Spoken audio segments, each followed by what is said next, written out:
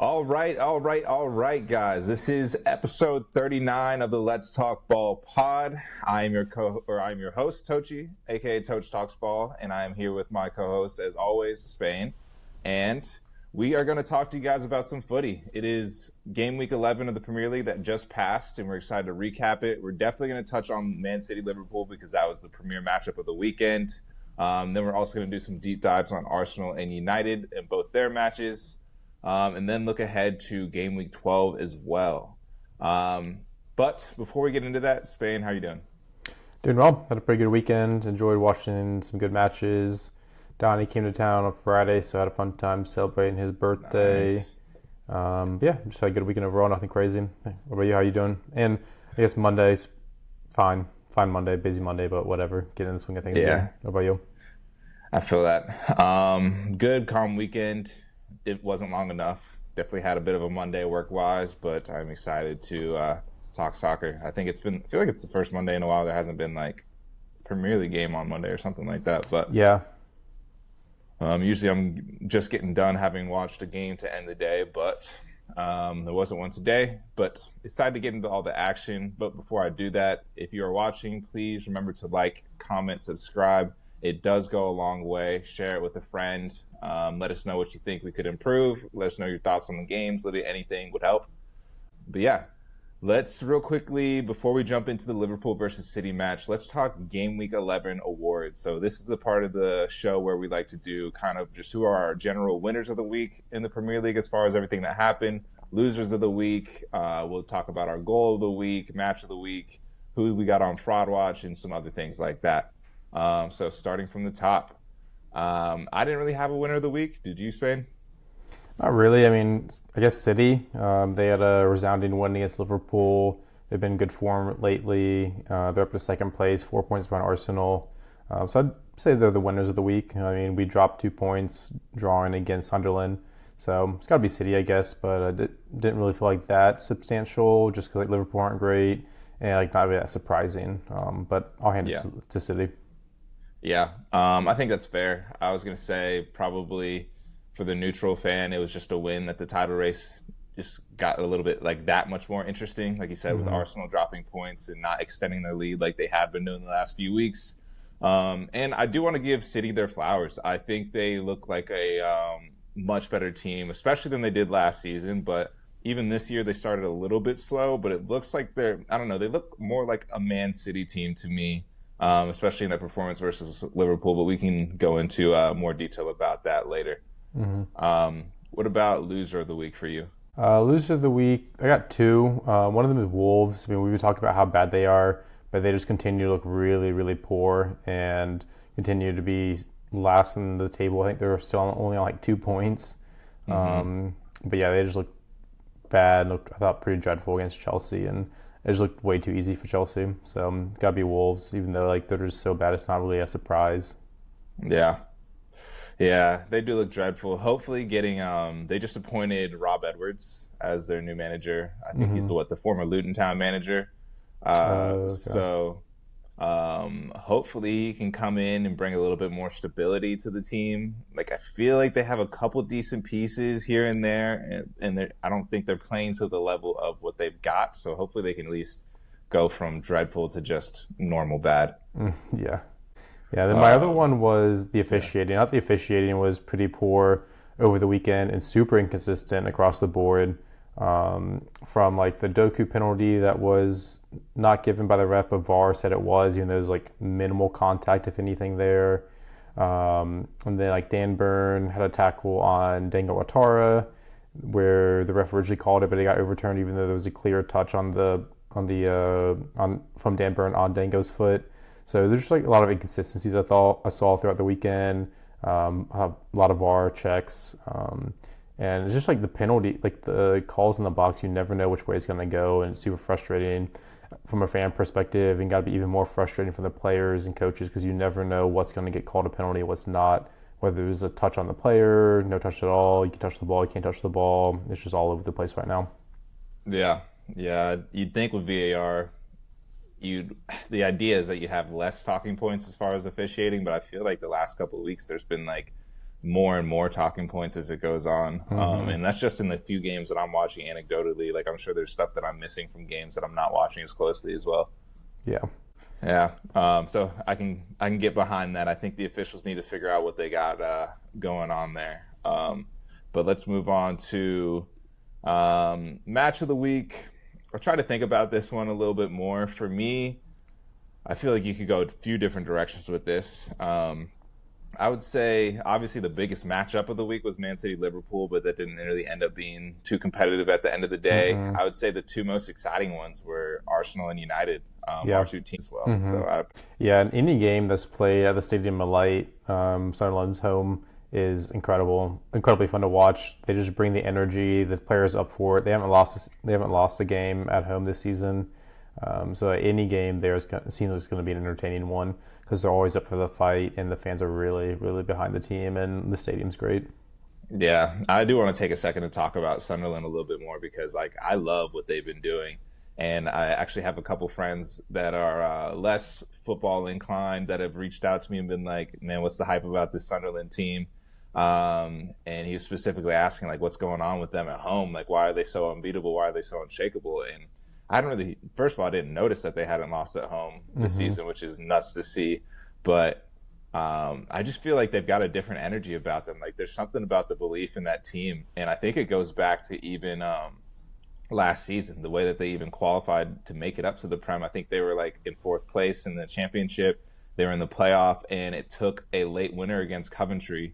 Ballard, who scored in this game as well, was the one that scored the late winner in that one. And like the limbs in the stadium were crazy for that game. Like the scenes were like nuts.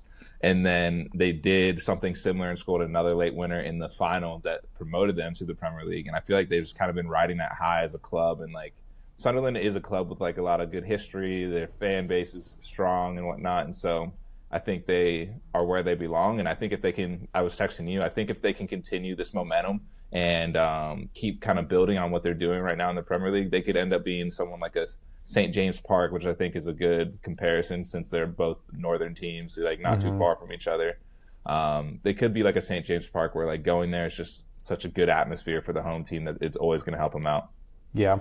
I think speaking of Newcastle, being a city with only one team definitely helps. Like really have the whole city, the whole like really strong fan base and the history there as well.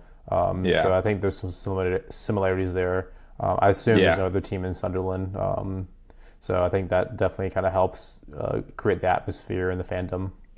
Yeah, I think that's a good shout as well. And then the other aspect of it I wanted to bring up, which could probably go for an unsung hero of the week, which is another one of our awards, but I'll skip ahead and give a shout out to the Sunderland manager.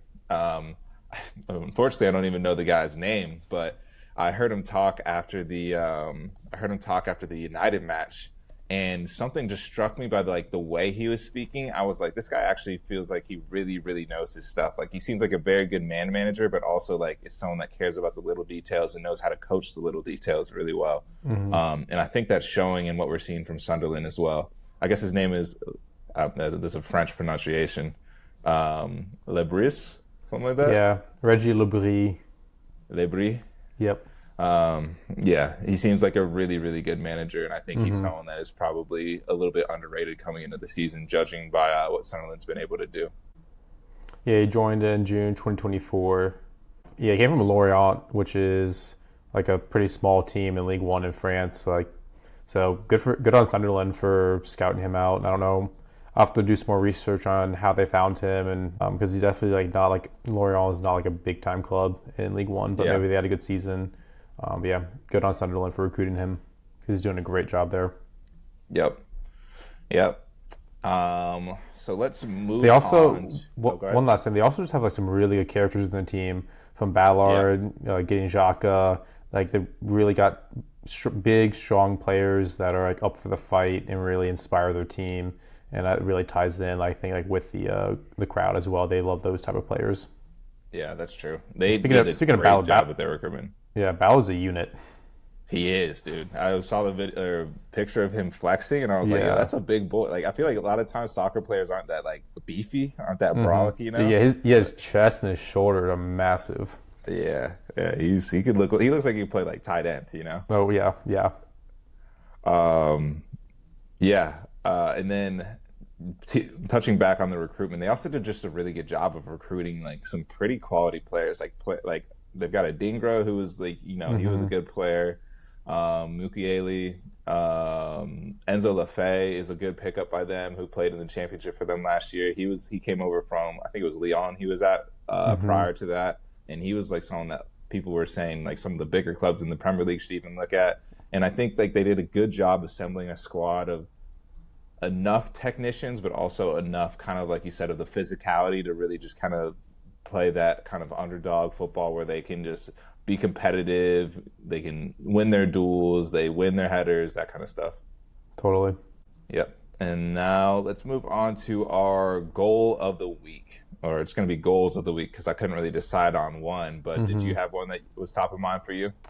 Yeah, I saw some of the ones you put in, but the Doku one stood out to me. The way he got the ball and just really did this like quick little feet, push it out, and then like a really nice curled finish for his first goal of the year. It's been coming for him. Pretty crazy, this first goal, because he's been having a really solid season. But it is kind of Doku in general. He's always been kind of underperforming in terms of his output, but maybe that'll uptick with just his confidence and how he's playing right now. But yeah, that was a really well taken goal from him. Yeah, I agree. I think he was playing so confidently all match. Like as soon as he got the ball, I was like, he's going to shoot this for sure. Like you could just tell by the way he received it. He was like, I'm just going to set myself up for a quick touch inside. I'm just going to whack it. And he did, placed it perfectly. What a goal, honestly. Like I was really happy for him too. Like he said, I don't think he gets those opportunities as much. I think he's kind of deferring to Holland to like 90% of the time. So I was glad he got a chance to score a great goal to cap off a very, very good performance. Totally. For me, on my end, I couldn't really pick. So one I picked for the moment. One I picked going back to Sunderland. I picked the Brian Broby goal against you guys at the death. Just because, one, what a finish. For him to be able to get his foot up there and, the moment as well. So it's the combination of the ability to finish that, but also the fact that it was to bring the game back or secure a point for Sunderland at the end. And then the other one was also from the same game, but it was the Trossard goal, which looked like it was going to be a game winner for Arsenal. I thought that was awesome as well. It's kind of like he just was kind of dancing with it, and you knew he kind of wanted to get a shot off and just got enough space and just whacked it and roofed it. And I feel like Trossard's got that finish in him. He's like, if there's one thing that guy can do, he can strike a ball really well. That's the exact term I was going to use, is whacked it, because he just hit it super hard and it flew into the net. Yeah. So those are my goals of the week, and then I saw you had a honorable mention here as well. Yeah, the Amadou Onana goal for Aston Villa was super nice. It was partly because the assist that came from Morgan Rogers, where he dusted, I don't know, I can't remember who it was, but he megged him, like went right by the right back or whoever it was defending him, and laid it off to Onana, who just had a nice classy finish from outside the box. And I like Onana's celebration too, with like the little crown he brought back. Yeah, that's one of my favorite celebrations. Yeah, I know we're both fans of Onana, especially after hearing that podcast he was on. So it's cool to see him score. I haven't been watching Villa enough recently keeping up with him to know if he's been playing, but I know he's been injured, like not in the team too much. So good for him. Yeah, happy for him to score. Yeah, I think he's a starter for Villa for the most part if he's healthy. I think he's just kind of been in and out of the team because he hasn't been able to stay healthy. But it looks like he's putting together a run of games here, so hopefully it continues on for him. And then also from the same game, I did want to give a shout out to Buendia, who scored like a pretty nice free kick as well to open the scoring in that game. And then let's move on to the player/performance of the week. Who did you have for this one? That one.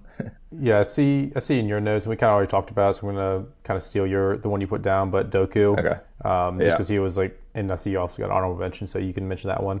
But Doku was just on it all game. I felt really bad for the right back at Liverpool. Connor Bradley. He was just on an island out there by himself, getting stood up by Doku with tons of space in behind. I guess like one of the quickest, trickiest players to try and defend. He was getting left in the dust like all the time. And then even when like Konate would come over and help, Konate would fuck it all up and make it worse. But yeah, Doku was just terrorizing Connor Bradley all game and the Liverpool back line and had a great game. Yeah, I think that's the obvious answer here. I thought he was absolutely electric and probably one of the best performances I've seen from him in a Man City shirt. And I was telling my Easily. friends, it was about, I forget where it was. Like, he picked up the ball. He does this all the time now. He's just a one-man outlet for City. If you get the ball to him, he's either going to beat you and create something or get a foul. Like, you really can't get the ball off him cleanly. And Yeah. it's because he's such a little bowling ball, man. Like, he gets the ball, like, he'll get the ball around like the halfway line, and just he was getting challenged by like two Liverpool players, and he just was bouncing off them. But like, as he's doing that, he's got like just the deftest of touches to take it just past you, but like not so far that he loses possession either. Like, I just was so impressed by what I was Yeah, he seeing gets from like him. His super. center of gravity is so low. I was gonna say, and he like even leans down further when he's and you can't knock him over. He's like you said, Exactly. bounces off players. And He's then just so like solid. he leans in, and once he gets past you, he's like too quick and too fast for you to catch up. So he gets in front of you, and then game over. Exactly. So super impressive performance from him. Like I said, he drew the penalty earlier in the match. He was beating players for fun, and then he also scored a great goal to cap it off. So good for him. And then my honorable mention, I don't know if he was really like the second best performance of the week, but I just want to give him a shout out because he's my boy, Alejandro Garnacho over at Chelsea. He put in a great performance for them in the win against Wolves. He's just seems to be kind of locking down that left wing spot. Not that there was that much competition for him to begin with, but I think there were some people that were a little bit skeptical if he was going to be able to make it at a club like Chelsea, and if he was going to actually be able to create an impact. But he's got 4 goals and assists in his last 4 matches for Chelsea. He had 2 assists in the match against Wolves. Both were good. The first one was a really, really well-placed cross, and the second one was just him kind of beating the Wolves right back for pace and putting it on a platter for Neto. So good performance from him, and I'm glad he's seems to be finding his confidence over at Chelsea. I hate that it's helping Chelsea, but I do want to see him do well. So that's my honorable mention for the week. Nice. Yeah, I'm surprised Chelsea don't do more of that, like getting Garnacho and Pedro Neto in behind, because they're both so quick, especially Pedro Neto. I thought he'd be a little bit of a more consistent, better player for them, just with his pace and how fast he is. But yeah, that was a nice goal from them. Just Garnacho getting in behind, playing a nice ball across, and I would be surprised if they try and recreate that more, because I feel like with their pace, with those two players, it's a good way to get in behind him for Chelsea to score goals. Yeah. I'm really interested to see what this Chelsea team is going to look like in a couple of weeks with Cole Palmer coming back into the picture. Like, what is their best 11? I really don't know. I've been talking about that with Christian a little bit, and just thinking about it on my own. I had someone in my comments talking about how they actually appreciate having someone like Garnacho at the team, but I'm like, who do you start with Cole Palmer back? Because João Pedro probably isn't the best utilized as a 9, but maybe you get enough out of him if you've got Cole Palmer as a 10 behind him, kind of drawing attention as well. And then maybe Garnacho off the left, Pedro Neto off the right. But I'm also seeing a lot of Chelsea fans saying Esteban needs to be starting and playing, because every single time he comes on the field, he looks electric. I think he's someone else that probably deserves a shout out because he's playing to a really high level, especially for how young he is and how new he is to the league. He looks like he's not fazed by it at all. Already looks like a top player. Yeah. They've got a lot of players that are like good but not great. Palmer being the exception there. So yeah, it will be tough for Maresca to, I think, figure out what's going to work best for them. And I think it's good to have options, but at the same time, you kind of want to be able to create some rhythm and like play people in the same positions, build relationships and stuff like that. So I'm interested to see if they'll kind of lock down a lineup or if it's just going to be constant rotation all season. Yeah. I mean, it probably comes down to the results. If the results are coming in and they're winning, he'll keep rolling with it. But they've been pretty inconsistent this year, so I think it'll come down to the consistency of the results, and which comes from the consistency of the players, obviously, performances. Yeah, fair enough. Let's move on to our surprise of the week. What do you have for me here? There were 2 games that the results were surprising to me. Villa beating Bournemouth 4-0 was really surprising. I think I picked Bournemouth to win that game, and Villa for one to score 4 goals is super surprising, because I was looking at their log. They've won 4 of the last 5, which surprised me Yeah, a little bit. But they they're have cooking. not been scoring goals that freely. And No. Bournemouth are a really good team. They've been really impressive this year. So for them to shut out Bournemouth and to score 4 goals was quite impressive. Yeah. And more so surprising. Yeah, I mean, I will say, one, super shocked by the result. I expected Bournemouth to put up a better fight here, but I think they kind of just got shell shocked maybe from like how the goals happened. Like Buendia scored a nice free kick. Like if you look at the XG, Villa only accumulated 1.7 XG for 4 goals. So I think it shows that like they scored bangers. And like if you look at the goals themselves, if you go back and watch them, they're all like well taken goals that like probably go in less times than they do. Or less times than they did, or sorry, less often than not, whatever. Like they had the Buendia free kick, and then Amadou Onana's hit from outside the box probably barely goes in. And then they had like a kind of scrappy header at the front post that Bournemouth probably should have defended better. And then the other one was Tielemans shooting from way outside the box, and then it deflects off of Malin and into the net. I don't know if it deflected. He might have redirected it purposely. No, it hit his heel. Okay, yeah. So some lucky-ish goals. So I won't read into it too much, but that was definitely a shocking scoreline for me. I thought Bournemouth were going to be way better. Yeah, and Bournemouth were not far behind in XG. I think they had like 1.5 or like right. Yeah, it says like FlopMob says 1.7 to 1.61. Yeah, and I mean they missed a penalty, although it was a really good save by Martinez. So credit to him for saving that because it wasn't a bad penalty from Semenyo at all. But, I mean, the penalty saves that also goes against Bournemouth. That should have been a goal. So, yeah, it's just pretty surprising. But, I think it's kind of one of those games that happens that way sometimes where it's a lot of low XG chances just happen to go in the net. Exactly. And then the other game I'm seeing in here is Palace versus Brighton ending 0-0. I was also shocked by that one. I thought both teams will put up a better fight. I know Brighton probably isn't as good on the road as they are at home, so like I expected maybe a little bit of performance dip there. But Crystal Palace, I think, has generated the most XG in the league, maybe behind, I don't know if it's like City or someone. Like they're like really high up there for XG generated. So I really expected better from Palace in this match at the very least. And pretty disappointed because I also opted for Ismaila Sarr over Enzo Fernandez in FPL because he hauled against Brighton last season. He scored 2 midweek. He scored 2 in the midweek prior to that. I was really hoping for, something from either Mateta or Sarr, hopefully both, and just got absolutely nothing from either. I mean, it's a big rivalry game, derby, they say. Between the two teams, and I expected like a lot of goals in this game. I expected this game to be one of the more high-scoring games because both teams like to attack, both teams have quality. So I thought they would have gone after each other and really scored some like a good number of goals, at least like 3 in the match, maybe 4. But for neither team to score was really surprising, just because of the derby, of it being a derby, and the quality of the team, and both teams do score a lot and create a lot of chances. Yeah, I wish I watched this one more closely to see what even happened because it's not even like either team generated a lot of chances. Only 10 shots for Crystal Palace, only 7 shots for Brighton in this one. Only 1 big chance between both teams. 0.75 XG for Palace and 0.39 XG for Brighton is terrible. So I don't know, just an odd game. Yeah, people were talking about the fixture pile up for Palace. Maybe that's starting to affect them. They're really not rotating hardly at all when they're playing in the midweek, and they had a midweek, I think it was Thursday, Sunday. So really quick turnaround for them. So maybe that was a big factor in it. Yeah, I was thinking the same thing. That's why I kind of went for Sarr with that in mind, thinking, like, let me chase the upside because I think he could have like a 2 return game in him or something like that.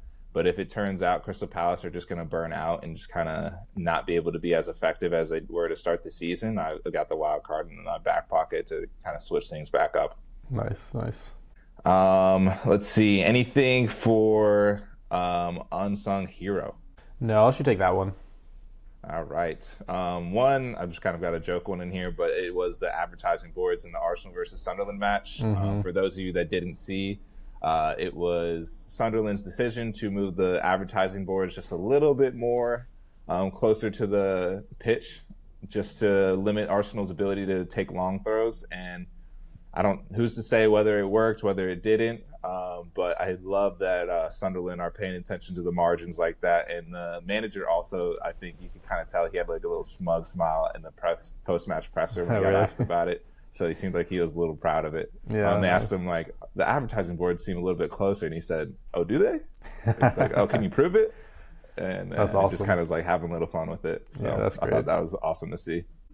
Yeah, I do appreciate like the little things here and there, a little bit of the shithousery, every edge you can get. Is fun to watch and makes the sport fun.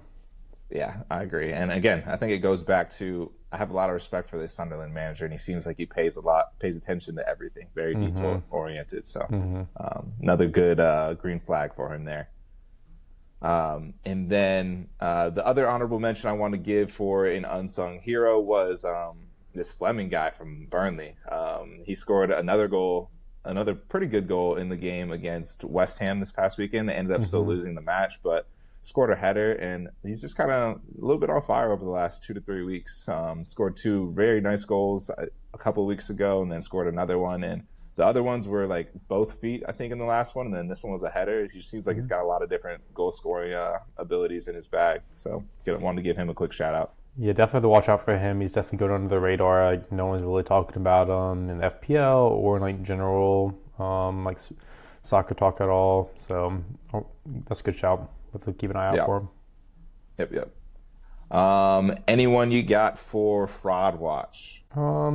Specific to FPL, maybe we need to maybe Sar, just because hasn't been returning lately. I think he's a great player, great pick still. But we've just been seeing him score midweek and not the Premier League lately. Been blanking a lot, so you might have to go on Fraud Watch for FPL specific, not for his overall performances. Sure, I can get behind that. I've got an even hotter take. I might have to put Crystal Palace on Fraud Watch, not because I think they're genuinely frauds. They've been wobbling. Like, I feel like they started off the season with that, like coming into it with the 19 or whatever game unbeaten streak. Yeah. They were getting really good results versus everybody.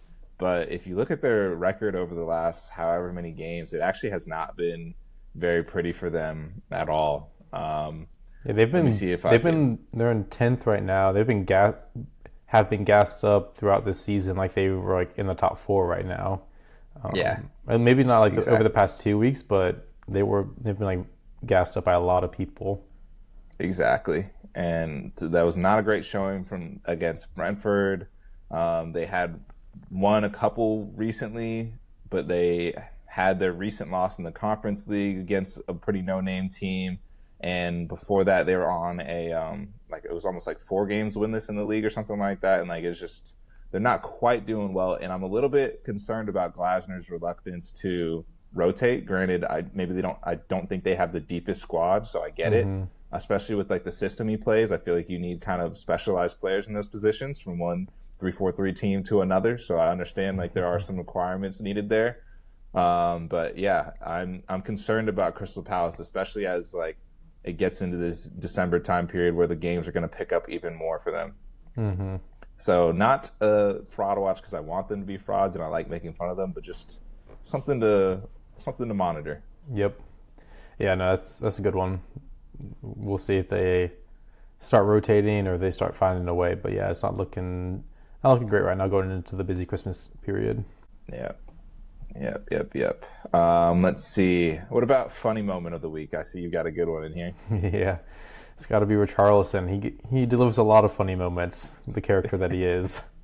But scoring what he thought was a game winner off of he deflected the ball in, takes his shirt off for a pretty very lucky goal, assuming he's got the winner, and then United go down and score to equalize. And it's not the first time he did this. He did this against Liverpool in 2023. So leave it to Richarlison to give us a funny moment.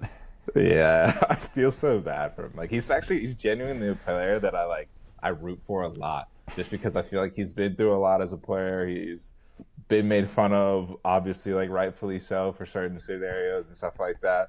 And I just thought it was hilarious when Spurs went and did that versus Liverpool, and then they ended up the ended up not actually being a winner, or Yeah. maybe it was a game tying goal in that one. And then for it to happen again in this one, I just thought was awesome. It's so funny. So, yeah, so poor Richarlison, but thank you for the laughs for that Mm-hmm. one. Some of the Mm-hmm. memes I was seeing after the game were great and made me feel a little bit better about us only getting a point from that one. Yeah, that's nice.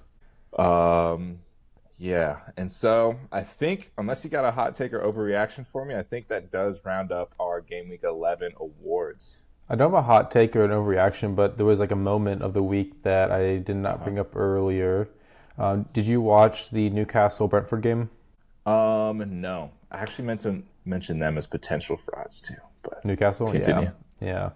But there was a moment where Coyote, their right back, I believe, or one of their defenders, I believe, he was like last person back, or like in line with last person back, and I think off of a corner, like basically at midfield, and the ball was bouncing towards him. And the calmness he had as he was getting closed down by a couple Newcastle players was super impressive. The ball Yeah, bounces up, he like heads it up to himself to control it because it's like, bouncing kind of high, controls it with his thigh, brings it down as the last player at midfield, and then does like a Zidane roulette around Voltamata gets fouled. But it was one of like the calmest like pieces of like smooth pieces of skill under pressure, and the balls to do that as the last defender was very impressive. So I just noted, I was like, nice, wow, Coyote, that was impressive and really smooth. I'll have to find the nice. clip and send it to you. Please do. I really like that shout out because he's one of Mm-hmm. my favorite players in the league. Maybe he could go as an unsung hero as well because Yeah, Brentford keeps scoring from these long throws, and it's because of him. yeah, He's the long throw specialist that's been brought in. But even going back to last season, Brentford smacked around United in one of the matches, and he was the man of the match. And ever since then, I've been keyed in on this guy because you could tell he was a very, very, very good player just by the way he was playing against United. And I feel like he's really coming into his own, gaining confidence in the league a little bit now that he's been here for this is his second season in the league. And so I think he's a player that deserves his flowers. So I'm glad you gave him that shout out there. mm-hmm. We'll give him the Cojones of the Week award for that. Nice. And, Respect. and speaking of Respect. Brentford, Igor Thiago could also get unsung hero with another Yeah. brace coming in big for me on my FPL team. He's just quietly bagging goals like he's meant, like he's born to do it. Like he's a striker, obviously, but he's like just bagging goals. Nothing crazy, Yeah. nothing fancy, just putting the ball in the back of the net. Just a true poacher, I feel like. Mm-hmm. Like finds himself at the right place, right time. He's on pens. He just, however it needs to happen, he's going to come up with a goal for Brentford. It feels like Mm-hmm. they're Yeah, actually like a very fun team. I like how they've been able to put it together. I was a little bit worried for them at the beginning of the season, but yeah, they were looking rough. um, Their defense was looking rough. They just didn't really like know the system quite yet or weren't comfortable in it. But yeah, they're finding themselves quite nicely. yeah, good for Keith Andrews as well. I feel like it's not often you see someone get appointed internally permanently, and it actually like is working out very well for them. Mm-hmm. Yeah. But just goes to show that Brentford's philosophy does not fail. They stick to their guns. Mm-hmm. Good for them. But that's all for the awards. We wanted to, before jumping into some deep dives for Arsenal versus United, we did want to talk Liverpool versus Man City in a little bit more detail. What were your thoughts on this game? I think for me, it was still a fun game as a neutral. I think it had its moments. I think Holland missing the penalty or getting his penalty saved at the beginning was not something that I was expecting to see. So I think that added a little bit of drama to the game. And then he eventually did go on and get his goal in that first half. And then Liverpool, I thought that was an interesting moment because they scored and tied up the game, but it was called back for an offsides on Andy Robertson. I've seen people going back and forth on whether or not they thought that should have been offsides or not. What did you think there? I think it should not have been called offside. I think the goal should have stood. Robertson didn't make a move for the ball. It didn't force Donnarumma to rethink the ball might get deflected or anything. Wasn't in Donnarumma's line of sight at all. So I would have been upset, pretty upset, if that got called against Arsenal. So yeah, I don't think it should have been called off at all. I think it should have stood.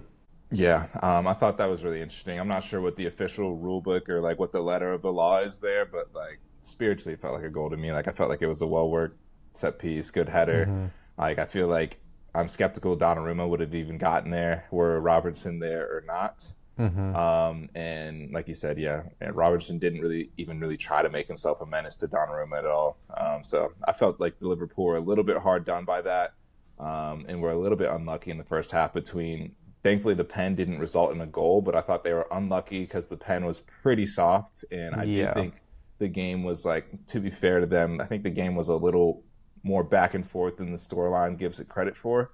At least at the beginning. I think they looked lost in the second half, but the first half I thought was, like, relatively competitive, and I think if they get that goal that gets chalked off by VAR for the offside, I think that game would have looked pretty different as well.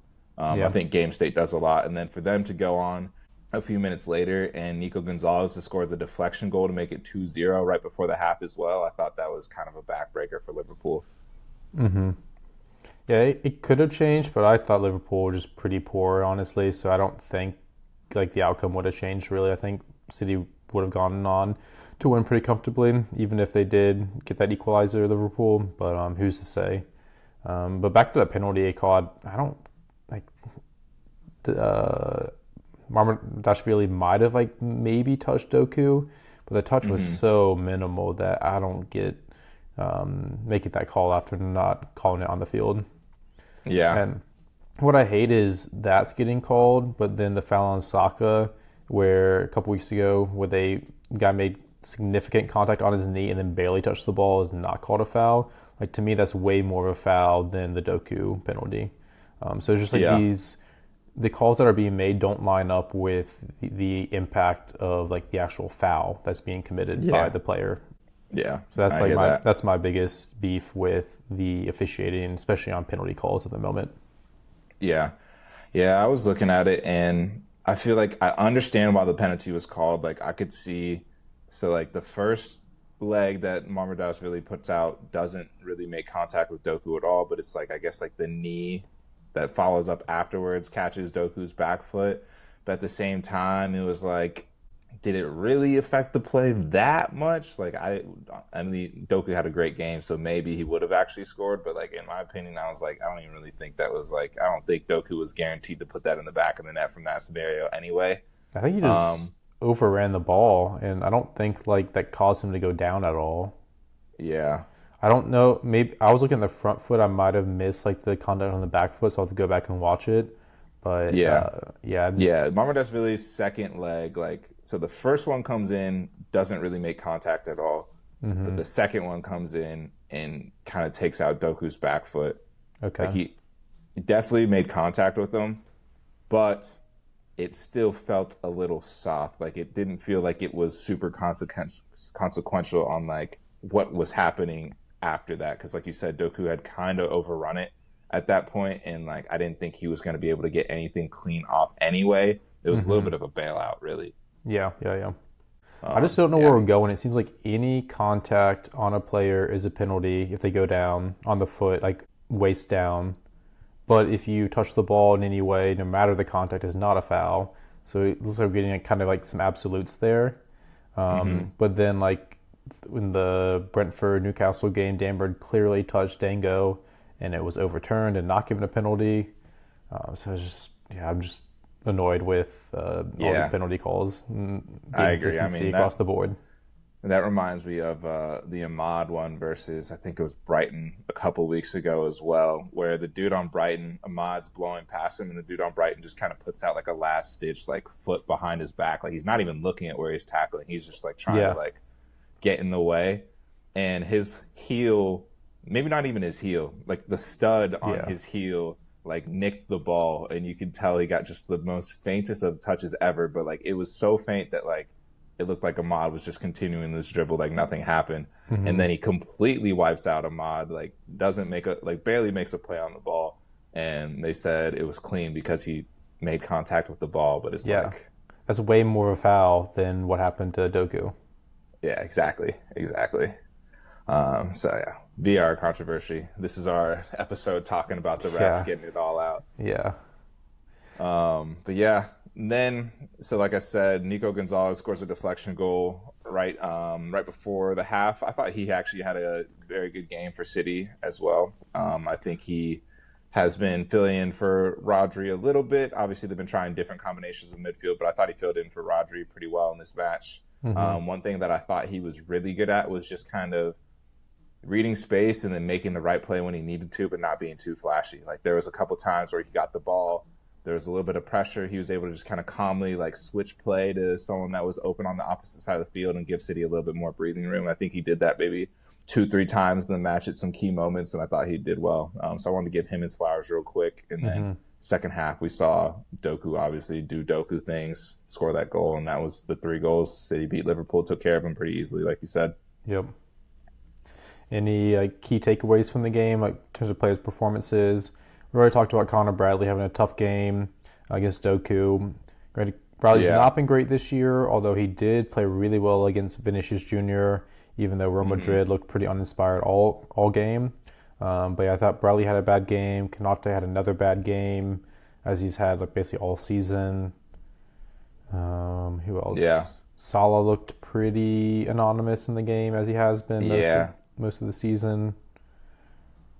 Yeah, I feel like Salah had his moments, but he just looks low on confidence right now.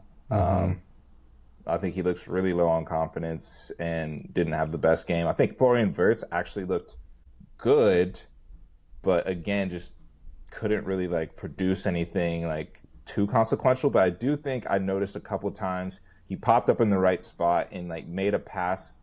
Like he didn't make the pass that was maybe for the assist, but he made the pass that set someone up that would set someone up for a potential assist a few times in the match.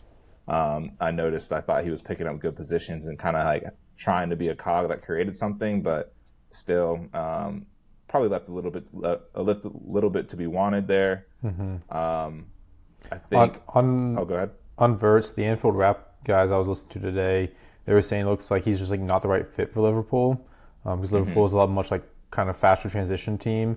It looks like he's more of a fit for like a City of 3 years ago type of team versus Liverpool. So that was just their analysis, and I thought that was a pretty good point. Yeah, I mean, I think he was really, really high on City's list for a long time, so I think that makes sense. But I mean, I feel like Leverkusen were a pretty direct and fast-paced counterattacking team, and I thought he did really well for them. So like, you'd think that he could still figure it out to a certain extent, but yeah, I'm not really sure. I think I need to maybe watch him a little bit more closely, and maybe it's just like the positioning, the system that Liverpool play. It's just not really ideal because he maybe isn't robust enough to play in the 10 / you probably want someone like a Szoboszlai there. But then you end up having to play him off the left, but then how do you account for him wanting to be able to basically have a free role and roam wherever and take care of that left flank still? I guess you're asking Andy Robertson to I was just say that you don't man have that flank. Yeah. Kirkes was good last year for Bournemouth at like bombing up and down, but he hasn't been given that freedom in this Liverpool. Yeah, he's been a little low on confidence and also hasn't been given that freedom because their right side, you also have Mo Salah who wants to drift inside and be able to get closer to the goal. So then you need someone to kind of manning the flank on that side, and then you're left with 2 people in the back, which isn't good for them. That gives them rest defense issues. So I think Liverpool need to maybe go back to the drawing board a bit, probably bring in someone that can either play left back or right back as more of a left center back or right center back, and then adjust from there. But I didn't really have too many other thoughts on player performances Liverpool-wise. Yeah, no, that was about it on Liverpool. We already mentioned Doku was our performer of the week. Haaland missed a penalty. I guess it was saved. Pretty good, well saved. I'm trying to remember now. It wasn't quite in the corner, but like it was still like a low and hard hit. Like I think it's one of those goals that like you're just kind of hoping the keeper goes the wrong way. Yeah. But he still got his goal. Yep. He still got his goal, and he had a couple moments in the game that I thought was pretty good. Like I think he's doing better at kind of connecting play a little bit more. Like just not quite playmaker status, but there was a couple of times where I saw him get the ball, carry a little bit, and actually find like a good pass out to someone, or at least try something other than just sit in the box and poach. So I thought that was cool to see. And then I think Phil Foden is looking more confident as well. I'm kind of scared for him to get back going for City again. I think that would really take them to another level if Foden's really firing on all cylinders. Yeah, Nico O'Reilly's been really, really good for City this year. He's Yeah, been he was one of their standout performers in the game and throughout this season. So I've been really impressed with him. yeah, I can back that as well. I think he's been really, really good. He keeps finding himself in opportunities to score as well. I think he's Yeah, like a sneaky. I mean, I don't trust Pep with Pep Roulette, but I was going to say could be a sneaky defensive pick for people that are trying to go a little differential. definitely. I think Alon mentioned it on the FMLPL pod that he was going to pick him up because someone was going to AFCON or something. So he's going to like have that. Eight Nori. Yes, that's what it was. Yeah, so he was going to pick up Nico O'Reilly soon once Aiden goes to AFCON because he'll have that position basically to himself. So keep an eye out. That's a good shout.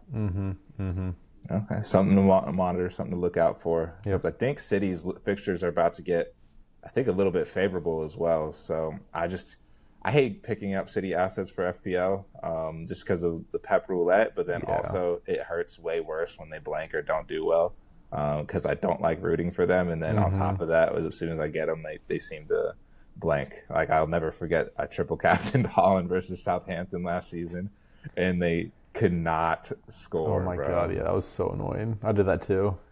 Yeah. Brutal. Anything else on City Liverpool? No, nothing else on that one. All right. If we're done with that, let's look ahead, or not look ahead, but turn our attention to. You want to start with Arsenal versus Sunderland? Yeah, let's do that one. I think there's probably maybe not as much to talk about. I think first compared to United Spurs, I don't know, Okay. might be wrong there. Probably pretty even actually. But yeah, so Arsenal tied, or drew against Sunderland 2-2. We team selection wise, we basically started the same except Marino started for the injured Gyökeres. So it's been nice to keep that consistent lineup recently.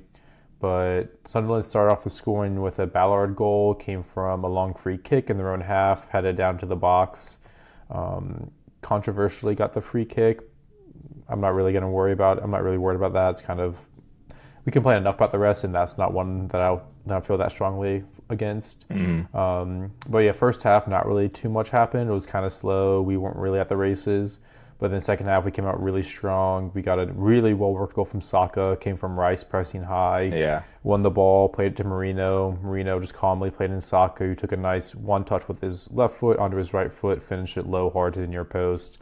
Really, really love that finish from Saka. That's been in his bag the past couple of years, that near post right-footed shot. Whether he blasts it high, hits it low, it's just so hard to defend when he's that quick and that precise with it. Yeah.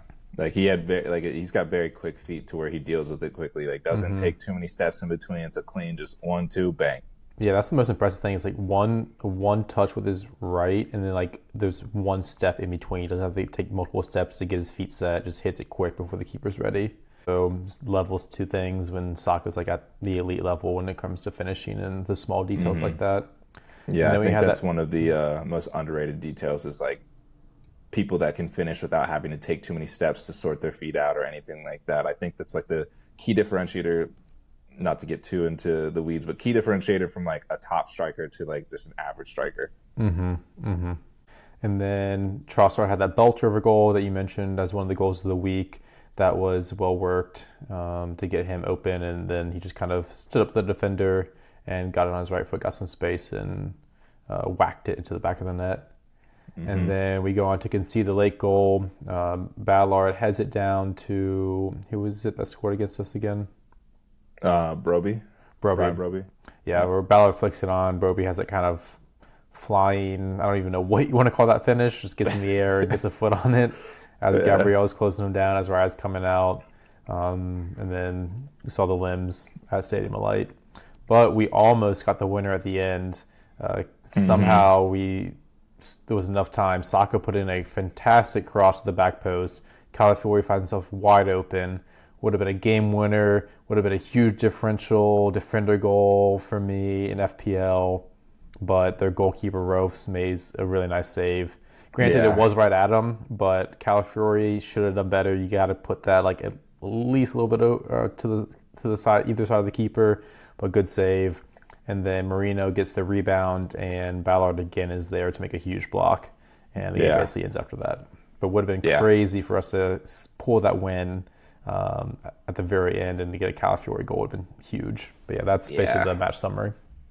Yeah, I think you summed it up very well. I was really, really hoping that Calafiore goal at the end went in, especially after, as someone that's on triple Arsenal defense, to lose that clean sheet. I was like, all right, like I at least need one of my defenders to get some type of return here to help protect myself, and it did not happen.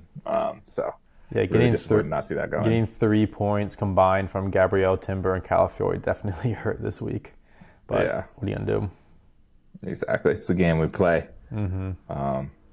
Yeah. So how do you feel about the performance in general for Arsenal? Like I mentioned, the first half I thought was pretty poor and just slow and uninspired. But the second half, we really came out with a lot more intensity. So I'm sure Arteta gave a strong team talk and really kind of got into the players, and we came out looking really great. Overall, I thought it was like pretty fair. I guess I'll concede that draw, given Sunderland, like how formidable they've been this season, how hard it is to play at the Stadium of Light. They haven't lost yet. Just everything that's going for Sunderland right now.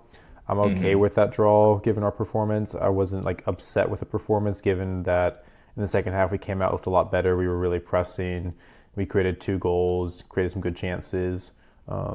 I just wish we were better in the first half. And I mean, the goals that they scored weren't anything great. They were like not fluky, but Pretty scrappy. yeah, they were scrappy goals. Exactly, it's gonna happen. Yeah.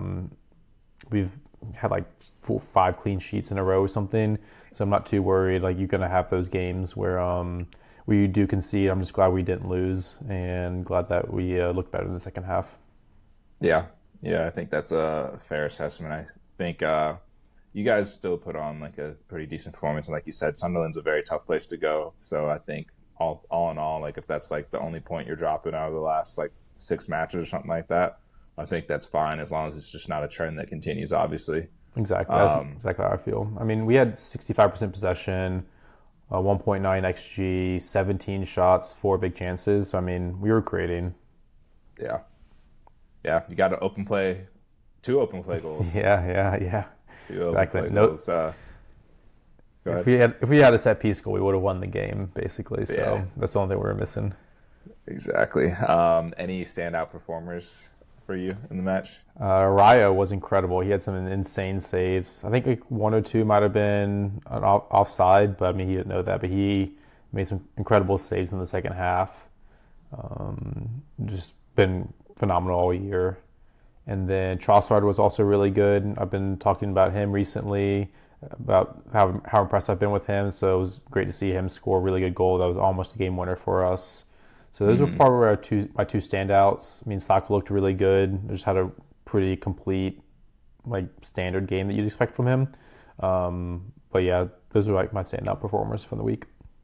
Yeah, I would say I can agree with that, at least from the bits and pieces that I saw. People I wanted to give a shout out to is I love how Mikel Merino can just kind of slot in. It feels like literally anywhere on the field. He's like an elite striker, but also like a very good midfielder. And then it was good seeing Saka get his open play goal as well. Kind of hurt because like I feel like that's one that I've been dodging FPL wise the last few weeks. I really wanted to get Saka, but I don't want to drop any of my United midfielders right now, and that's my only route to him. And I was feeling really good after Bruno assisted and Mbeumo scored on the weekend. But then Saka, the variance caught up to him, and he finally got one of his big chances to go in the Premier League. Yeah, for him to get a 12-pointer off of 1 goal in like a 2-2 draw, like not a game winner or anything, is really impressive because he got the points for the goal. He got 12 DEFCONs, so he got the 2 points for the defensive contributions, and he got all 3 bonus just because he's a beast. So yeah, 12-pointer from that was impressive. So definitely got Saka in my mind on like whether I should drop a defender and go for him. But I mean, Calafiore could have scored at the end, and that would have backed going for the triple Arsenal defense. Calafiore or Timber have got to come through with an attacking return soon. That's what I'm saying. Yeah, I'm hoping it's Calafiore because I went with the differential there. But Calafiore has to. I mean, he's so attacking. He's living in the box. He loves like playing off the last shoulder. Like when they've got like the kind of their like line parked at the edge of the box, he's sitting like just inside the 18, like making that run in behind, and we're finding him constantly. So he's got to be putting in a cross or a shot soon that's going to end up in a goal. Yeah, yeah, that's what I'm hoping So for. he's Fingers coming. crossed there. Anything else on Arsenal? Anything from this match or looking ahead or anything like that? No, City are closing the gap. Obviously, they picked up 3 points. We picked up 1 point. So just like quick talk on the title, like run. There's 4 points between us. I don't. I'm a little worried. Like starting to get a little worried that like City are gonna be good enough to contend the entire season, but I still don't quite believe in them. I don't. I Yeah, just don't think they're gonna have the consistency to go on like a 8 game run where they win every game or don't lose at all over like a long stretch of games. I think they're going to drop points and like have some losses here and there. So for that reason, I'm not too worried yet, but they could just continue to get better, and that might change. But that's where I kind of yeah, stand on the title race. I don't see Liverpool getting back into it based on how they're looking anytime soon and where they're currently sitting. But that could also change the long season. But currently, still feeling pretty good. yeah, yeah. I think that's probably about fair. 4 points clear of City, 6 points clear of Chelsea, who are in third, and then Liverpool are all the way down to eighth, below Manchester United. Oof. Yeah, but I think I agree with that assessment. I think if anyone's going to challenge you guys this season, it's going to be City. I don't think Chelsea have the consistency to keep it up. I love Sunderland, but obviously I don't think they're going to be in the Yeah. competition. I think Spurs are way higher than they should be right now. Villa, I was listening to a podcast the other day, and they were talking about Opta's. They do like a percentage to get into the top four kind of stat or whatever. And Villa had a higher percent of ending up in the top four than Manchester United did by it was something by I don't know what I don't want to fudge the numbers, but it was significant enough that I was a little bit like, whoa, what's going on there? But I mean, I guess based on that 4-0, and they're up into sixth place right now out of nowhere, I guess that's something valid to watch out for as well. If Unai Emery can keep it up, just something about their team. I know we've been saying it for 2 years now. They just seem so fraudulent, so uninspiring. But they just seem to consistently get it done. Yeah, they have a lot of experienced players, and a really experienced manager. So I guess it's not that surprising either. But yeah, they just don't play that attractive of football with Unai Emery's system and the way he plays and sets up. But they do have some really talented, experienced players on that team. Yeah, maybe that's it. Yeah, and they've had that team basically that same unit of players for a good number of years now. Yeah, that's fair. They it's very interesting. They build out from the back really slowly, composed or whatever, but then they don't press high. They will concede possession and just keep it nice and tight and just kind of keep it boring a little bit. But yeah, I think it'll be interesting to see. I think City are kind of worrying me as far as they look good and they seem like they're starting to get rhythm, kind of like what City do, might just get rhythm at the right time. They're growing in confidence, and I don't see clear big weaknesses in their team, really. I don't really I don't know where, if I look at Chelsea and I think they're not consistent enough. I think they're going to leak goals, and there's going to be games where they're going to fail to score. Liverpool look really low on confidence, and I believe Liverpool can score goals, but I think they're going to leak goals and lose the results. But City, I feel like they look very defensively sound, only giving up 8 goals all season. And Erling Haaland is Erling Haaland. He's putting up crazy numbers. They've scored the most goals in the league as well. And I'm getting scared. I'm getting scared that they're heating up at the right time. Yeah, for me, it really comes down to if the other players on the team start contributing with goals, like Doku, like Foden. Who else scored for them? They've got random goal scorers. Nico O'Reilly will score a goal here and there. Nico Gonzalez scored for them. Yeah, Gonzalez was who I was thinking of, who scored over the weekend, but none of these didn't score consistently. But if they find another consistent goal scorer, or the team starts chipping in with enough goals, I guess that's when I can. Yeah. That's the one. That's where I start getting a lot more worried, because they have been super reliant on Haaland, but they showed over the weekend that they can get goals from other players. And let's watch out for how they look with Marmoush as well. He's just recently back into the team. True. Yeah, I'll start getting really worried if like Marmouche, Foden, and or Doku start like really like scoring goals consistently. Yeah, I'll be surprised if Doku does. I mean, maybe Yeah, that'll be like a confidence booster for him, but I I just do don't think he's a think big I'm goal worried about. scorer. Yeah, I don't think that's really part of his game. We'll see. I think it's really about Foden and Marmouche. I think are going to be the main contributors. We'll see if Shirky can pitch in with some goals as well. Mm-hmm. Yeah, we'll see. We'll see. If that's it, we can move on to United versus Spurs. Yeah, let's do it. All right. So this one ended 2-2. Had another late goal, just like Arsenal's match did. But in this one, I guess I want to start with the team selection, how that game went, or like how we approached the game.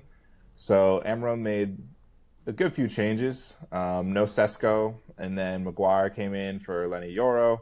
Patrick Dorgu started over Diogo Dalot, who's been struggling at left wing back. And then the key changes that I have in bold here in the notes is that Mazraoui came in and played right wing back, and that shifted Ahmad into the right 10, and Brian Mbumo played the left 10 with Cunha playing as kind of like a striker that had a little bit of freedom.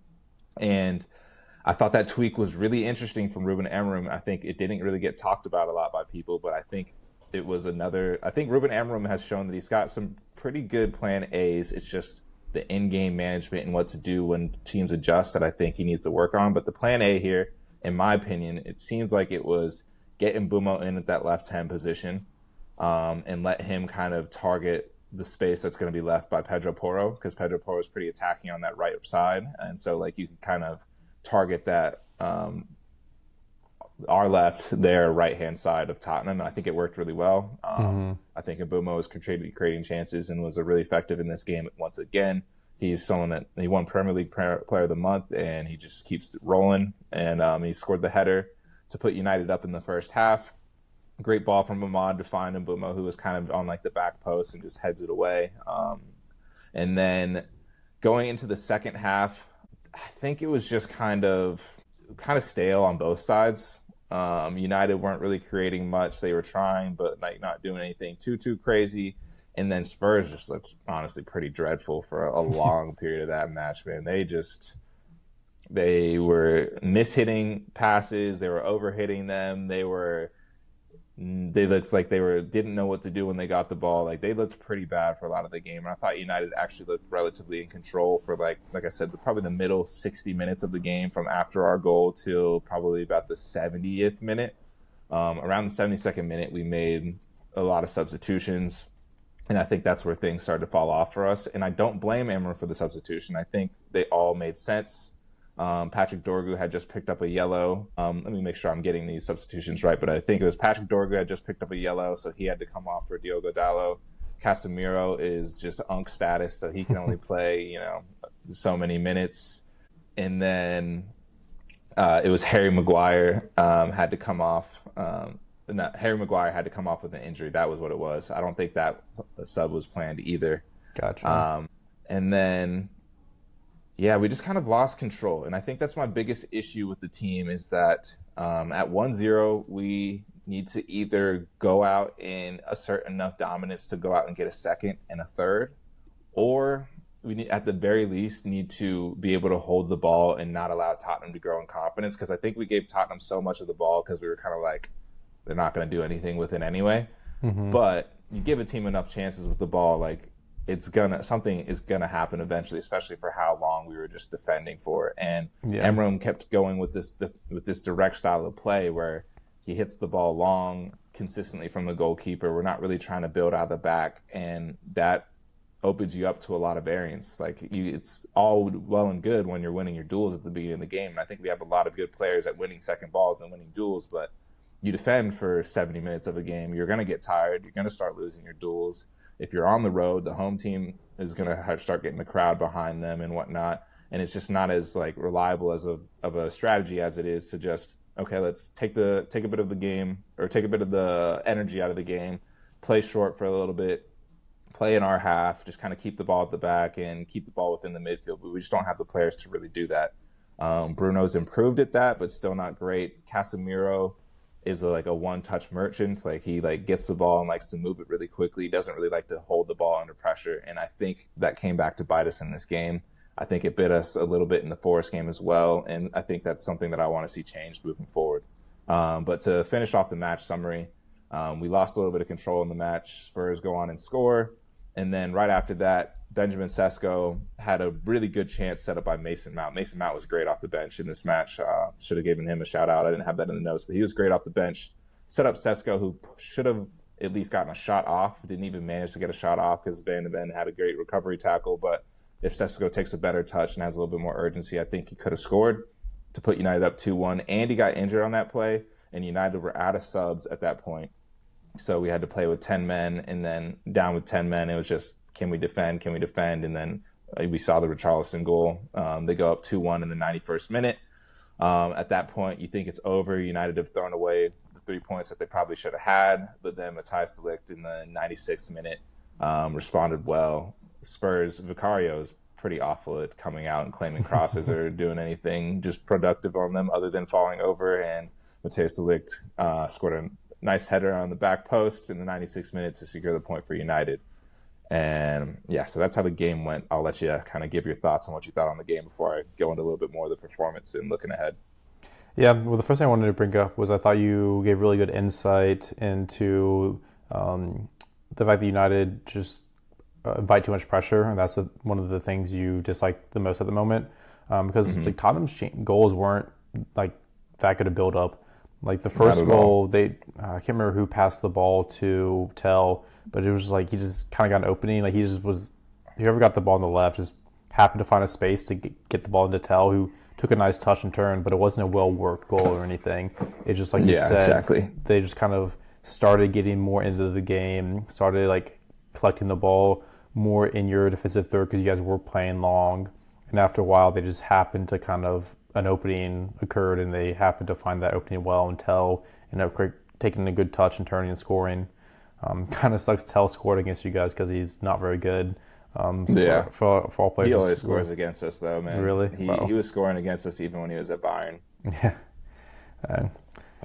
So I thought that was a tough one. Yeah, I thought that was a really good observation by you. That's really how you like close out a game, is to have the ball more and not invite that pressure and not go long too often. Yeah, exactly. I think that's been my biggest issue. Let's see. Yeah, I just want to see either United control the game more with the ball or at least be more clinical with our opportunities that we are getting in transition. Like I said, Sesko had a really good chance to score, and there were other couple moments there were another couple of moments where we didn't get a shot off, but like it was poor execution, like the wrong choice of who to pass to, or shooting when you should have passed, or passing when you should have shot, that kind of stuff. I think there was like some poor execution there that prevented us from going out and getting a second that would have killed off the game. And then I do want to give Amram some grace a little bit on the subs. Like I feel like Casemiro has been so important for us defensively, but it's been a consistent theme in the last 3 matches. Like as soon as he comes off, we lose even more control than we had. I think he's just so good at winning these second balls and also reading the game defensively to like where he doesn't even let it become a problem. Like he might even have to foul you cynically, but he'll do something to prevent it from becoming an issue. Ugarte had to come on this one. Kabi Manu was out, so he wasn't an option because I think he's someone that would have given us more control with the ball. But he was out with an injury, so that wasn't an option. So it was pretty much bring on Ugarte, who I think we all know how I feel about him at this point. I feel like he's just not good enough. And I think everyone's kind of realized that he's not playing a whole lot of minutes for us anymore, except when he has to. And I'm not blaming the result on Ugarte by any means. I just think there's a big drop off in quality from our starters to when we have to try and see out games. And I think that's something that Ruben Amorim's going to have to figure out how to deal with. Yeah, one thing I've noticed is I feel like Amorim makes a lot more substitutions than most managers do. They could be wrong. I could just have that impression, but I feel like he's constantly like using all 5 substitutions.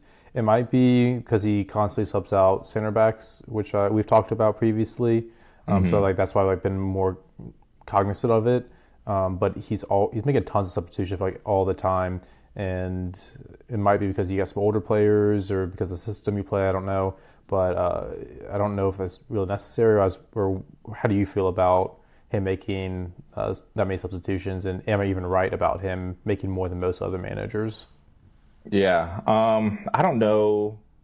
I watch United the closest, so like it's hard to say like the amount of substitutions feels normal to me, but maybe it's just Mm-hmm. because I've been watching United for so long and not really like paying as much attention to how many subs other teams are making. Mm-hmm. I don't hate his substitution choices. I do think he gets it wrong at times, but that's the nature of the game. You get the substitution right and they score, like you look like a genius. If you get it wrong, it's like all your fault. Oh, why you changed that? Yeah. I get why he makes the center back substitutions at times. Like I don't know if Harry Maguire would have played longer if he didn't come off with a muscle injury. So that's one thing. And then I thought it made sense to bring Sesko on for Mazraoui. One, because Mazraoui's probably not quite, super fit yet. He's only played like 3 games for us all season or Mm-hmm. something like that. And then who else did he bring on? Mason Mount, I think, was a great replacement. I do think having Cunha at the end would have been a little bit more helpful as far as like he's just a ball retention specialist. Like you get him the ball, he's kind of similar to Doku, where like you either gotta foul him or he's gonna get away from you for the Mm-hmm. most part, unless he takes a bad touch, which he's been doing recently.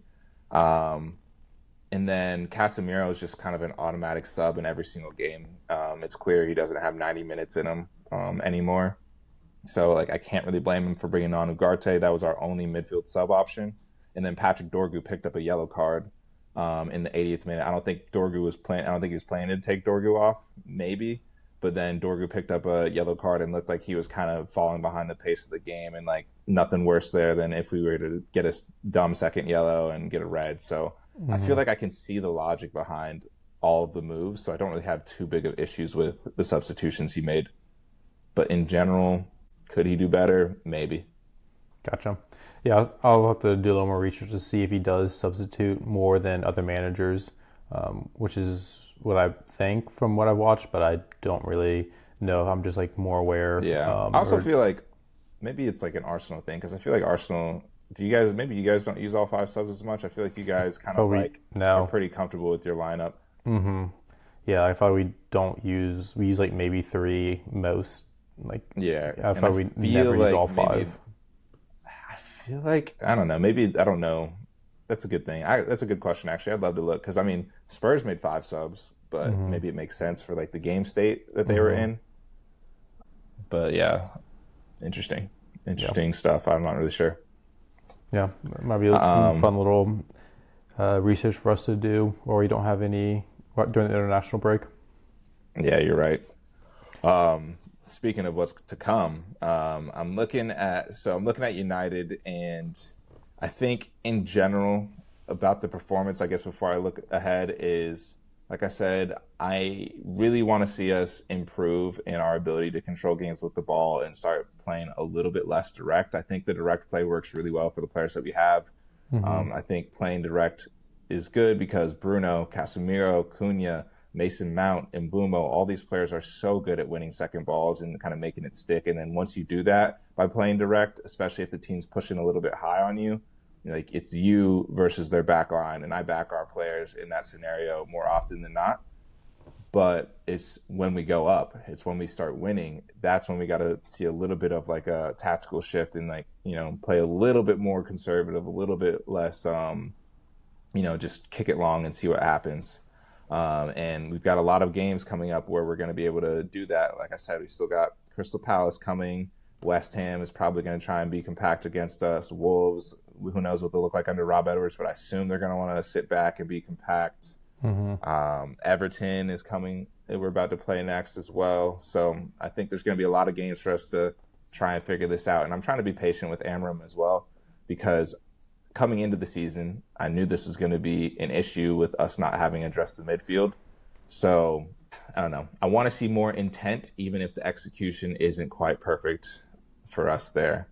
And then the other thing I wanted to say was, again, the silver lining here, the positive is that, we went down 2-1 with 10 men and still somehow came out of that game with a point. Yep.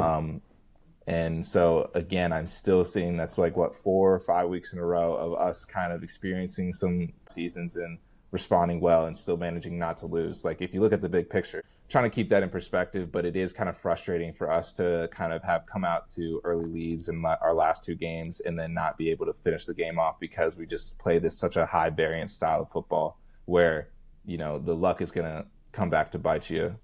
Like we might win some of those games, but then we're also going to lose or draw some games that we don't need to because of the approach that we've got right now. So that's really what I'm looking forward to for United over the next few games with this fixture run coming up. It's softer games, easier teams, and hopefully we get a little bit more comfortable playing with the ball against some of these teams that might not punish us as much if we're making mistakes in the back and that kind of stuff. Mm-hmm. It'll be interesting to see if even like Amarin's system can overcome like the variance. Like you said, just because of the system you play, the way you play, leaves games open for more of that variance. Whereas like Arsenal, kind of the trend across the league is to reduce that variance, play safer, rely more on set pieces. So it'll just be kind of interesting to see if this trend of like the league playing safer is like the right move, if United can like overcome just like the natural variance that does happen in how you play, or if and like how you will counter that in terms of playing better, holding onto the ball later in games and being I think like other teams as much at the end. Yeah, I think to build off what you said, like I think it's interesting though because I do think a lot more teams are opting to play direct. United are like hyper direct, I think.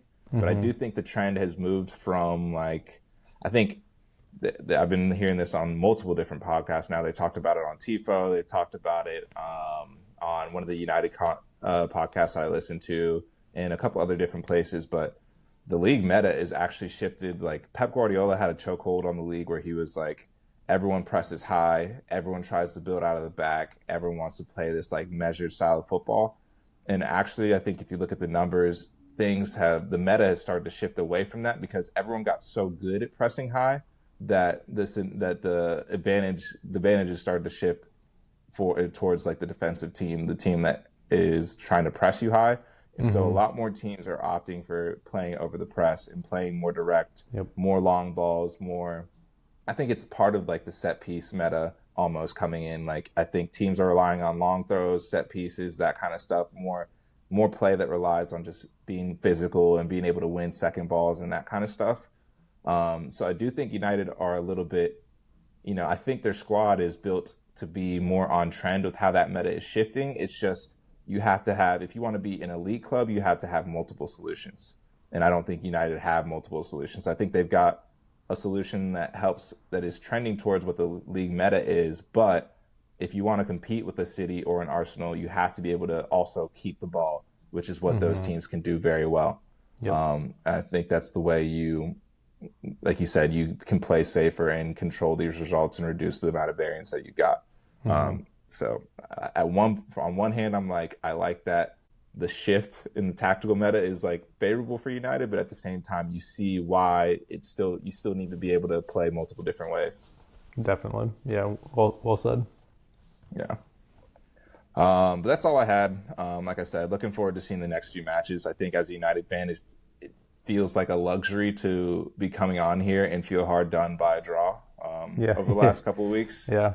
Honestly. So I'm trying to like keep a good head about it because I do see a lot of fans online getting really upset at the last couple of results saying, yeah, see, Amram's no good, this, and that. And I'm like, I feel like, I don't know. Everyone just loves to complain after a certain amount. So I'm trying to be the voice of reason here. Yeah, it wasn't that long ago where things were, I feel like, much, much worse than things are now. Like, you guys are making significant improvements, I feel like. Yeah, we're complaining about not beating Tottenham and Nottingham Forest on the road because we drew, but just a few, like maybe 4 weeks before that, we were thinking, like, can Amram even, like, are we going to be in a relegation battle, Exactly, yeah. So... won't get too caught up in that. But let's start looking at that is the online fan experience, though. It is, and that's why I try not to. That's why I had to get off of Twitter, man. Twitter is way too much. Twitter's got too many people that like. I respect a lot of the people that I've learned from, and followed on Twitter for a long time. I think that's what made me as knowledgeable as I am about the sport. But it is just such a reactionary land, and Yeah. everyone is trying to prove a point. Like everyone likes to be able to look back on their tweets and be like, "See, I told you this was a big issue," or "This is like a big tactical flaw that Amram has that he needs to fix," or this, and that. And I'm like, I don't know. It just seems like such a toxic place for fans. Like I definitely avoid Twitter. Even after we win, after we lose, like it's not a good place to be. Yeah, I try to stay away for the most part too. Let's see. Now that we're done with that, though, you want to look ahead to game week 12. Yeah, let's do some predictions. So currently, you're up 36 to 34. We tied. You had a 2-point lead going into last week. We each picked 5 correct results last week, so we are still at the same 2-point gap in between the two of us. Nice. Nice. The games last week were pretty tough, so I feel like we did okay, all things considered. For sure. The one I'm most upset about was picking the draw for City Liverpool because, like, in my heart, I kind of knew or felt that City were going to win. That's the one I'm most upset with. Yeah, Liverpool just were showing enough signs of positivity that I was like, maybe they make something. But yeah, I even going back and rewatching this when I was posting the last week's episode, I was like, I can't believe I even entertained the thought of Liverpool. Who went first last week? Do you remember? I think you went first, so I can go first this time. Okay, sounds good. You ready? All right. Yeah, I am ready with you. I have not looked at these at all, so this is gonna be my raw reactions here. Nice. Burnley versus Chelsea.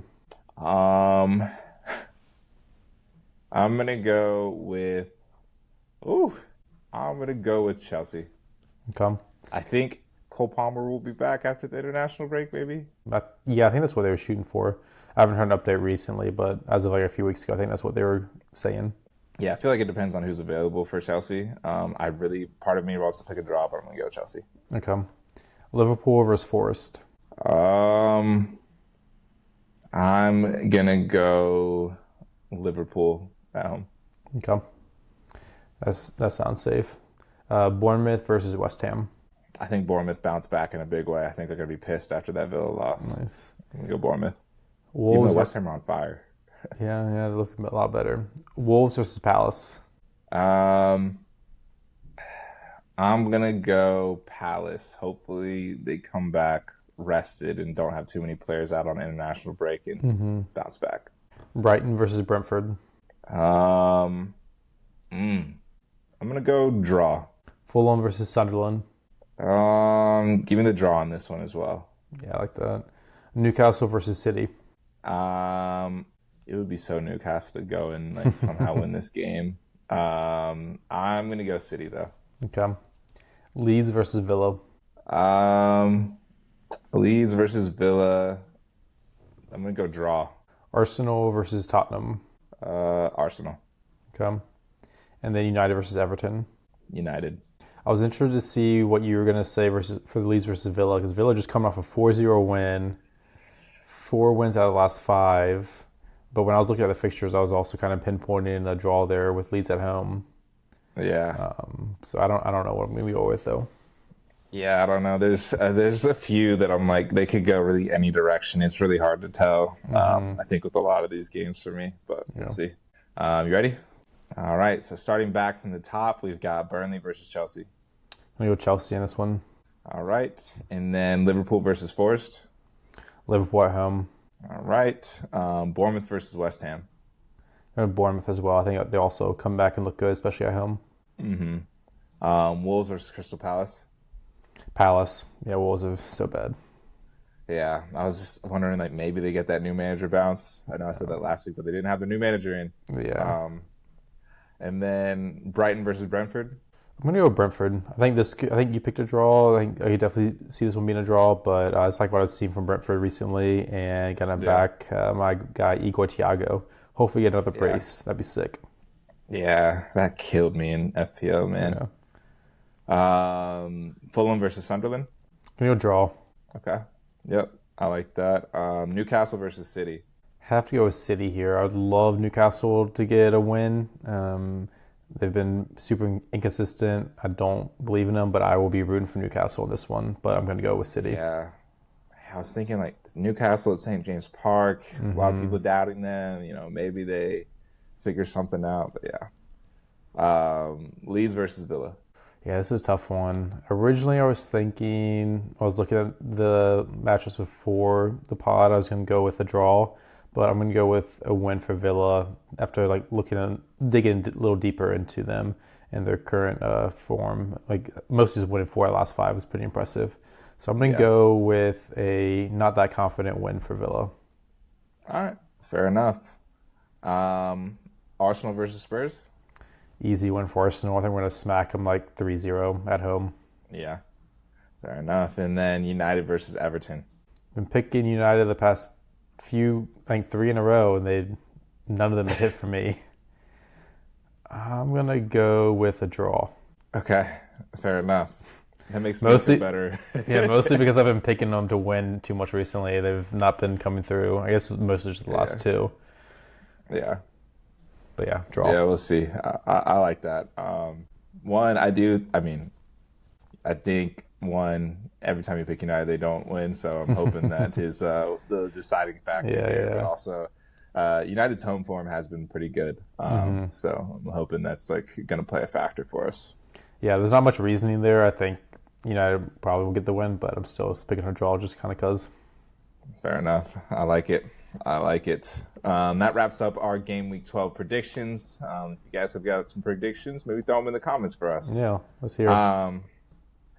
But after that, I don't really have too much else. Do you have anything for our miscellaneous section, whether it's other games to talk about, FPL, anything like that? I played my bench boost this past week in FPL. It went well. I had Igor Thiago on the bench, mostly just because I had him benched from the prior week. I was deciding between him and Munoz last week or the previous week, which I worked out in my favor because Munoz got the assist when Thiago blanked. And then rolling into this week, I knew I was going to play my bench boost. And again, that was the one spot I was deciding to start between Munoz or Thiago. So my bench boost probably looks a little better than it should have because I probably would have started Thiago over Munoz. But luckily, I just didn't have to make that decision playing bench boost. But got 16 points on my bench boost because of Thiago was on there. So happy. Would have been equally happy to get 12, I believe, with Munoz on there if I would have started Thiago. So happy with how bench boost went. Kind of just excited or relieved to have played it and not to worry about it anymore. Even though I am going to have some benching headaches going forward. But I have 3 transfers coming out of the international break. We'll probably roll, and maybe I'll downgrade, pick up a really cheap midfield defender. That way I have less of a headache in terms of benching and free up some funds since I don't have to play a bench boost anymore. Yeah, I like that. I'm jealous of the bench boost. Thiago was one that I wanted. It just felt like a luxury transfer for me based on the setup of my other team or the rest of my team. But I figured he was going to be a good pick, and so I'm definitely jealous of that. And then to use the bench boost as well for that week, I think was huge. Rocketed you up the rankings there. Yeah, I'm up in 6th in our league. I'm coming off wild card last week, bench boost this week. I'm up over $1 million in the past 2 weeks, so up to 1.2 mil. A nice 54-pointer for the week. So yeah, things are trending in the right direction. Nice. Well done. Looking at my team, I had a disappointing week. Picked up my first red arrow in 5 weeks. Basically would have been my only red arrow of the season, but prior to that was when I forgot to activate my wild card. When I took that minus 36. But then ever since then I've been cooking, man. I've been flying. And so that's my first, what feels like true red arrow of the season for me. And I don't really hate the logic behind any of my moves or anything like that. I downgraded, Calvert-Lewin to Mark Gui from Chelsea just to be an enabling pick. It's going to be a dead spot at striker for me. And then I brought in Sarr for, who was that? Reinders, because I just did not like the fact that what I was seeing out of Reinders recently. Yeah. And so what I effectively did for my team there was got rid of 2 players who I thought were kind of dead spots in Calvert-Lewin and Reinders, and then turned one into Sarr, who should be a very usable player, and one into Margui, who's going to be an enabler because he's just so cheap. And then as far as the only other person that I was considering was bringing in Enzo Fernandez instead of Sarr, just because I know his next 2 fixtures are going to be so good. But I don't think he did anything too crazy. He probably got clean sheet points, and that's it. And I don't know about his DEF CON. Let me see. Christian has him right. He got 3. Yeah, he got 3 points. Yeah. So nothing. Yeah, just the clean sheet point. Yeah, no def cons. Yep. So don't really regret that decision too much. And Sarr was someone that I was probably going to be happier about having long term if I don't wild card or anything like that. And then just looking at my team, I think it was just not unlucky, but that's the way the cookie crumbles. I knew I was taking on a risk by going triple Arsenal defense. So that didn't really work out for me. Senesi did get his DEFCON, but then he got points off for the amount of goals they conceded versus Villa. Semenyo missed a pen. I think that really hurt my week. And then Holland also missed a pen, which hurt my week a little bit. Not that, everyone's got Holland and captain him, so not that crazy, but most people have Semenyo too. So at the end of the day, not the worst, but still does go against you. Yeah. I think overall could have been a better week, but I'll take it. Like I said, I've kind of been flying, so I was due for a little bit of regression, but I think my team is set up decently well going into the next few weeks. Manchester United have some really good fixtures coming up, so I'm kind of happy holding Bruno and Mbumo for now. I'm thinking about switching things up. If I play my wild card, I might entertain a Saka draft. What I was really hoping for was that Liverpool players are going to look really usable going into this next run of fixtures, and I could capitalize on people that can't really get to them by using my wild card, but they just don't seem like they want to play their part here. So I'm going to have to figure out how else to get creative. Yeah, if Salah or if what was his name, Isak actually starting consistently, started looking good, like that would be a huge differential to be able to get to them on a wild card, but they don't look like they're worth getting. Exactly, but we'll see. This could completely change after next week when their fixtures start to look really good. But then I'm also entertaining the thought of do I just free hit? I've got too many chips to use, so I haven't used a single one all season. I need to use all of them in the next 7 or 8 weeks, something like that. Yeah, and we also get the. And we get the 5 free, the next 7 weeks, and we get the 5 free transfers in 16 too. Exactly. So I'm trying to figure out how to use them without just using them to use them, but I don't know. We'll see. I've got a couple things in my back pocket that I'm looking at over the next couple of weeks. It just depends how certain things flesh out. So international break will be a good time for me to kind of sit back, reflect, really, really look at some options, and try and get a little bit of a chip plan going based on what the future fixtures are looking like. Nice. Yeah, but overall, happy with my rank to be where I'm at. I really just care about beating Logan and Kyle, and I've made up some good ground on them. So you would be up to 4th if it wasn't for not activating your wild card. Yeah, which hurts a little bit, but it is what it is. Exactly. Hopefully I can make up some ground and get up there soon with my chips somehow. I think Kyle just had a really good week. Christian had a great week. Yeah, Kyle had a great week. But Christian's pretty far down there, so you don't have to worry about him for the moment. Yeah, Kyle had a great week with Thiago and João Pedro and Cucurella. That's what pissed me off, actually, was the João Pedro goal. Dude, he's been annoying. Yeah. I wasn't thinking of bringing him in, but I was just kind of hoping that he would stay. I hate that so many people still have him, is what it was for me. I feel like if you're a sweat at FPL, I feel like not that many people have him, but he's a popular pick right now just because he was in so many teams. Yeah, in our league, he's the highest player against me. Yeah, exactly. Same for me. But yeah. That's all I had FPL wise though. Like I said, looking forward to doing some planning here. Nice. Yeah, I'm looking forward to it. I'm excited to get past this international break. and then get into the crazy Christmas period. That's going to be nuts, and that's, I think, when we'll really rise up the ranks some during the busy time when people might forget or not really know what's going on. Yeah, true. Very true. All right. You got anything else? That's all for me. Enjoy the week off of no Premier League games. Yep. Sounds good. I appreciate you guys making it. It's been a little bit of a longer one, around an hour and 30 minutes. Crazy. Yeah. But appreciate you guys as always for tuning in. If you're listening at this point, once again, please like, comment, subscribe, do all the things for us, share it with a friend, and we will catch you in the next one. Thanks for listening, everyone.